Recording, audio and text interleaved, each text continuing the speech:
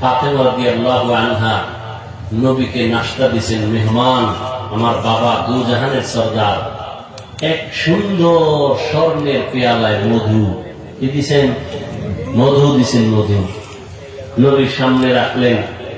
নবী নজর দিয়ে তাকায় দেখে সুন্দর পেয়ালায় সুন্দর মধুর মাঝে তা চিকন কালো এভাবে পড়ে আছে। কি বলে না কেন?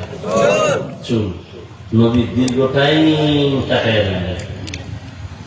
এবার নবী খোলাফায়ে রাশিদিনকে বলেন, আপনারা কিছু টের পাইছেন নি? আবু বকর বলেন, ইয়া রাসূলুল্লাহ, টের পাইছি। কি পাইছেন? সুন্দর পেয়ালায় সুন্দর মধুর মাঝে কি কথা বলেন? কালো চুল পাইছে। এই মা বোনেরা ভালো করে শুনেন, কালো চুল পেস।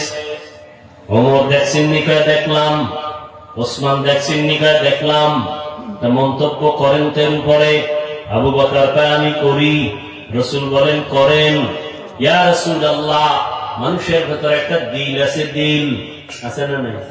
দিলটা হলো স্বর্ণের পেয়ালার মতো সুন্দর, আর এই কলমের ভিতরে ঈমানের নূর হলো মধুর মতো মিষ্টি। আর ঈমান অনুযায়ী আমল করা হলো চুলের মতো চিকন কঠিন।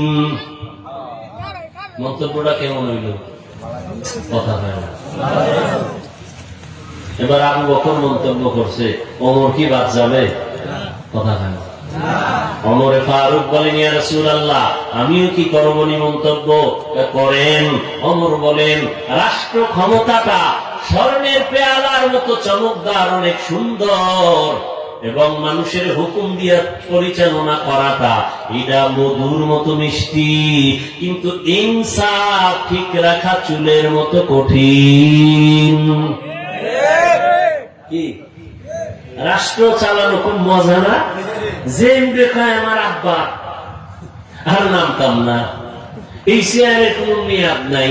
কথা বলে এটা আমার ভাইয়ের বাপ দাদা, এই চেয়ার আর ছাড়বো না। এবার জনগণের কয় উঠো আর বউ, এটা কত মজা, কারণ মধুর মতো মজা। ওমর কয়, ইনসাফ ঠিক রাইখা বিচার চালানো এটা চুলের মতো কঠিন। ইনসাফ, অন্যায় করলে ছেলেরও যেই শাস্তি হবে, অন্যের সেই শাস্তি হবে। ছেলে বলে ক্ষমার কোন সুযোগ নাই।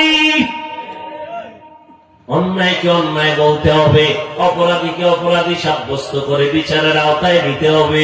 এখানে ছাড় দেওয়ার কোন সুযোগ হবে না। ওমর যখন মন্তব্য করলেন, কেমন হইল? পাশে বাকি আছে কে? উসমান রাদিয়াল্লাহু আনহু। কে সে ওসমান? কে সে ওসমান? নবী বলেন, লিকুল্লি শাইইন লিকুল্লি নবিয়্যিন রাফীকুন ওয়া বা'দি লিকুল্লি নবিয়্যিন রাফীকুন ওয়া ফিল জান্নাতি ওয়া বা'দি ফিল জান্নাতি উসমানা। সমস্ত নবীদের একজন জান্নাতে বন্ধু হবে, আমি মুহাম্মদের বন্ধু হবে জান্নাতে আমার ওসমান। সুবহানাল্লাহ। নবীজি কয় মেয়ে জানেননি? চারটা। কথা বলেন। কয় ছেলে? ছেলে নেই। আপনারা মেয়ে হইলে বেজার, ছেলে হইলে খুশি। বিপদ বিষয় কি?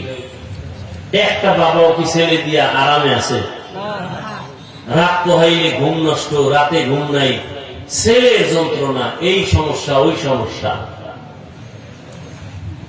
অথচ ছেলে হইলে বাবা খুশি, মেয়ে হলে বেজার। আমার নবী বলেন, আমি 4 কন্যার বাবা, আমার একটা ছেলেও নাই। যে একটা কন্যা পাইছো, একটা জান্নাতের মালিক। উসমান হলেন নবীর আরো আদরে। 2 জন মেয়েকে বিবাহ দিচ্ছেন নবীজি ওসমানের হাতে। ওসমান মন্তব্য করেন, ইয়া রাসূলুল্লাহ, আমার কাছে মনে হয় এই স্বর্ণের পেয়ালার মতো চমকদার হলো আল্লাহর দেওয়া ইলম। আল্লাহর দেওয়া ইলম, কোরআন হাদিসের ইলমে ওহী। আর এই ইলমটা অর্জন করা মধুর মতো মিষ্টি। মধুর মতো মিষ্টি, মধুর সাথে তুলনা দিলেন। আর এলেম অনুযায়ী আমল করা চুলের মতো বড় কঠিন। বাকি লোকে আলী আলী করবে না, ইয়া রাসূলুল্লাহ আমাকে সুযোগ দিবেন নি? করেন।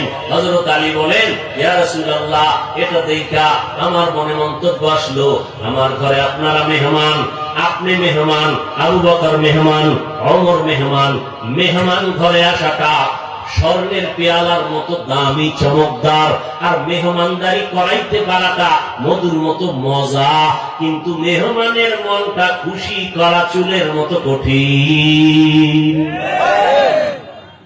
জনের মতো খাওয়াইছে, এরপর নুন বেশি হয়েছে, ঠিক নেই। আমার ঠিক মতো দেয় নাই, অমুকটা তরকারির মধ্যে ঝাল বেশি। না না না, নবী বলেন খানার মধ্যে দোষ ত্রুটি তালাশ করিও না, প্রশংসা করো, আলহামদুলিল্লাহ অনেক ভালো খাওয়াইছেন। খুশি হইলে আর একবার খাওয়ার সুযোগ আছে না নাই? ভাইরা আমার, বাকি রয়েছে এবার পাশে কে? তোমার কথা জানো, ফাতেমা রাদিয়াল্লাহু তাআলা আনহা, নবীজির কলিজা ফাতেমা রাদিয়াল্লাহু আনহা। আব্বা জান, এত সুন্দর একটা মজলিস, আপনি আমারে কত আদর করেন, আমি কি একটু শরীক হব না? মন্তব্য করে বলে, করো মা। ফাতেমা রাদিয়াল্লাহু আনহা মন্তব্য করতেছেন। ও পর্দার আড়ালের আম্মা জানেরা, ভালো করে মনে রাখেন, ফাতেমা রাদিয়াল্লাহু আনহা বলেন, ইয়া রাসূলুল্লাহ এই মন্তব্য থেকে আমার মন্তব্য আছে ভিন্ন। বলে কি?